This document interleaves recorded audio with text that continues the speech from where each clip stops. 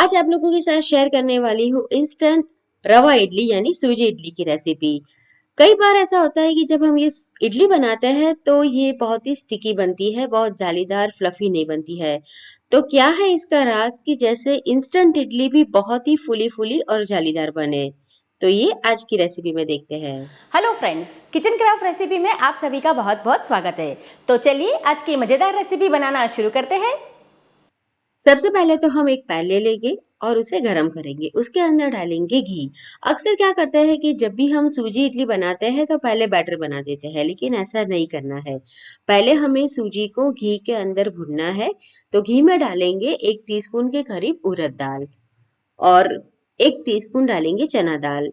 तो दोनों को हमें अच्छे से घी के अंदर सौते कर लेना है। और इसके लिए आप घी का ही इस्तेमाल करें तो बहुत ही बढ़िया खुशबू भी आएगी और टेस्ट भी बढ़िया आएगा। तो 1 से 2 मिनट के लिए इसे हम सौते कर लेंगे ताकि ये अच्छे से इसके अंदर पक जाए। अगर आपके पास समय है तो आप इसे 10-15 मिनट भिगो कर भी इस्तेमाल में ले सकते हैं। तो उड़द दाल और हमारी चना दाल अच्छे से सौते हो गई है। तो अब इसके अंदर हम डाल देंगे सरसों। तो यहाँ पर मैंने 1 टीस्पून सरसों ली है और घी हमें ज्यादा नहीं लेना है, 1 चम्मच लेना है। सरसों को भी अच्छे से मिक्स करेंगे क्योंकि घी कम है तो आपको सरसों उड़द दाल और चना दाल को अच्छे से मिक्स करना पड़ेगा। फिर डालेंगे आधा चम्मच जीरा यानी कि आधा टीस्पून, 1/4 टीस्पून हींग डाल देंगे और इसे भी मिक्स कर लेंगे। और फिर डालेंगे मिर्ची। तो यहाँ पर मैंने एक हरी मिर्ची ली है जिसे इस तरह से छोटे छोटे टुकड़ों में कट कर लिया है। और ये है करी पत्ता, वो खूब सारा डालेंगे और इसे हाथों से तोड़ के डालेंगे। और करी पत्ता और मिर्ची दोनों को भी अच्छे से हमें सीख लेना है। अब इसके अंदर डाल देंगे 1 कप भर के सूजी।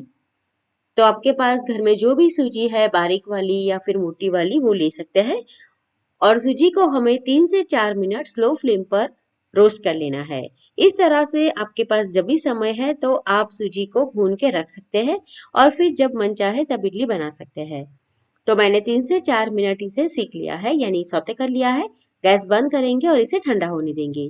जब ये ठंडा हो जाए तो आप इसे एयरटाइट कंटेनर में भर के बाहर 10 से 15 दिन तक और फ्रीज में 1 महीने तक बहुत आसानी से स्टोर कर सकते हैं। और जब भी आपको इडली बनानी है फटाफट से इसका घोल बनाए और इडली बना ले। तो फिलहाल तो अभी हम ये जो सूजी भून के रखे हैं उसमें से ही इडली बनाएंगे, लेकिन अगर आप इसे स्टोर करना चाहे तो कांच के कंटेनर में स्टोर कर सकते हैं। तो जो सूजी हमने भून के रखी थी वो एक बाउल में डाल देंगे और फिर इसका घोल बनाएंगे। अक्सर सब लोग क्या करते हैं कि सूजी को ही सीधा बिना रोस्ट किए उसका घोल बना देते हैं, फिर वो जो इडली बनती है ना वो जालीदार नहीं बनेगी, उसका टेक्सचर नहीं आएगा जो हम रेस्टोरेंट में खाते हैं। तो 1 कप हमारी सूजी थी तो उसमें नमक डाल दिया है मैंने स्वाद के हिसाब से। तो 1 टीस्पून नमक डाला है और आधा कप हल्का खट्टा दही डालेंगे। ध्यान रहे कि आपको जो दही लेना है वो खट्टा रहना चाहिए। और आधा कप मैंने पानी डाल दिया है, अच्छे से उसे मिक्स कर लेंगे। जब हम इडली बनाते हैं ना, जो उड़द दाल और चावल को भिगोकर, तो उसे फिर फर्मेंट करते हैं, उसमें जो खमीर आता है ना उसमें हल्का खट्टा टेस्ट रहता है। तो जब आप इंस्टेंट इडली बनाते हो तो जो दही लो वो हल्का खट्टा लो ताकि आपको ऐसा थोड़ा टेस्ट आए। तो मिक्स करके इसे हमें 10 से 15 मिनट रहने देना है। सूजी है तो हमें इसका थोड़ी देर रेस्टिंग टाइम देना पड़ेगा। तो 10 से 15 मिनट इसे हम ऐसे ही छोड़ देंगे और फिर उसके बाद इसमें से तुरंत ही इडली तैयार कर लेंगे। तब तक हम इडली मोल्ड को तेल से ग्रीस कर लेंगे ताकि हमारी जो इडली है ना वो स्टीम होने के बाद आसानी से बाहर आ जाए। तेल लगाने के बाद इसमें हम काजू रख देंगे। आपने कभी भी रेस्टोरेंट में रवा इडली खाई होगी ना तो उसमें काजू अवश्य रहता है। तो काजू को मैंने घी में थोड़ा सा सौते कर लिया था। काजू के मैंने 2 हिस्से कर लिए हैं, तो इस तरह से काजू रख देंगे। ये टोटली ऑप्शनल है। और आप चाहे तो हमने जब सूजी भुनी थी उसमें भी काजू के छोटे छोटे टुकड़े ऐड कर सकते हैं। अभी 15 मिनट हो गए हैं तो हमारा जो बैटर है वो अच्छे से सेट हो गया है। इस समय पर अगर आपको लगे कि बैटर गाढ़ा हो गया है, सूजी ने अपने अंदर पानी एब्जॉर्ब कर लिया है, तो आप थोड़ा सा पानी डालकर इसकी कंसिस्टेंसी को सेट कर लीजिए। यानी हमारा जो नॉर्मल इडली बैटर रहता है ना उसी तरह का बैटर हमें चाहिए। तो पानी डालकर आप उसे सेट कर लीजिए। जब भी आप इस तरह से इडली बनाए ना तो क्या करें कि जब आपका बैटर तैयार हो जाए तब आप साइड में स्टीमर में पानी गर्म करने के लिए रख दें। क्योंकि ये इंस्टेंट इडली है तो हमें इसके अंदर इनो या फिर सोडा ऐसा कुछ डालना पड़ेगा। तो जब आप इनो और सोडा डालते हैं तो बैटर को आपको तुरंत ही फिर स्टीम करने के लिए रखना पड़ता है। तो मैंने अभी इसके अंदर थोड़ा सा हरा धनिया मिला दिया है।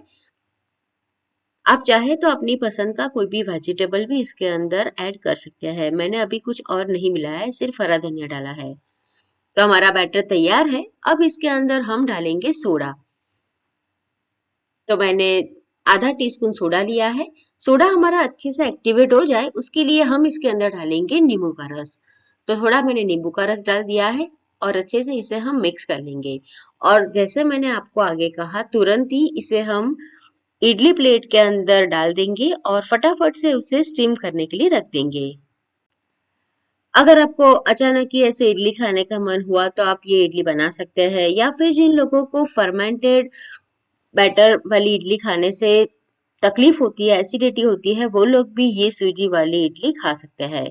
तो फटाफट इसे हम इडली प्लेट के अंदर भर देंगे और इसे पूरा नहीं भरेंगे, 3/4 ही भरेंगे क्योंकि हमारी ये जो इडली है ना वो थोड़ी सी फूलेगी। तो उसे फूलने के लिए थोड़ी सी जगह चाहिए। तो आप जो इसके अंदर वाले साँचे हैं उसमें पूरा बैटर ना भरें, एक बार टैप कर लें और फिर तुरंत इसे स्टीम करने के लिए रख दें। तो मैंने स्टीमर को पहले ही गरम करने के लिए रख दिया था। तो इसे हाई फ्लेम पर 8 से 10 मिनट हमें स्टीम कर लेना है। जब भी आप कोई भी इडली बना रहे हैं या खमन ढोकला बना रहे हैं तो उसे तेज आंच के ऊपर पकाएं ताकि अच्छे से वो पक जाए। हम जो सोडा मिलाते हैं ना उसमें से कार्बन डाइऑक्साइड रिलीज होती है और वो क्या करती है कि हमारी इडली या फिर खमन ढोकला को फुलाने का काम करती है, यानी कि उसे ऊपर उठाती है। तो अगर उसे अच्छे से गर्मी नहीं मिलेगी तो आपके जो खमन ढोकला या इडली है वो अच्छे से फूलेंगे नहीं। तो मैंने इसे 10 मिनट तेज आंच के ऊपर स्टीम कर लिया था। तो हमारी इडली अच्छे से पक गई है, देख के ही पता चल जाता है। और अगर आपको ऐसे पता नहीं चलता है तो आप इसे नाइफ से चेक कर सकते हैं। तो ये क्लीन आ रहा है तो इसे निकाल देंगे और इसे हल्का ठंडा होने देंगे। 3 से 4 मिनट के बाद एक चम्मच लेंगे और इस तरह से उसमें घुमाते जाएंगे तो आपकी जो इडली है ना वो आसानी से बाहर आ जाएगी, बिल्कुल भी टूटेगी नहीं।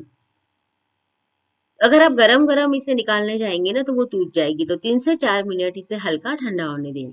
तो देखिए कितनी बढ़िया हमारी जो सूजी इडली या फिर रवा इडली है वो बनके तैयार हुई है। बहुत ही सॉफ्ट स्पॉन्जी है और उसका जो टेक्सचर है वो बहुत ही जालीदार बना है। तो मैंने इसे सांभर और चटनी के साथ सर्व किया है। तो देखिए मैं आपको नजदीक से बता रही हूँ। तो हमारी जो इडली है वो इस तरह से प्रेस होने के बाद वैसे ही हो जाती है जैसी थी। तो दोस्तों ये रेसिपी आप एक बार जरूर ट्राई करना। रेसिपी कैसे लगी कमेंट करके जरूर बताना।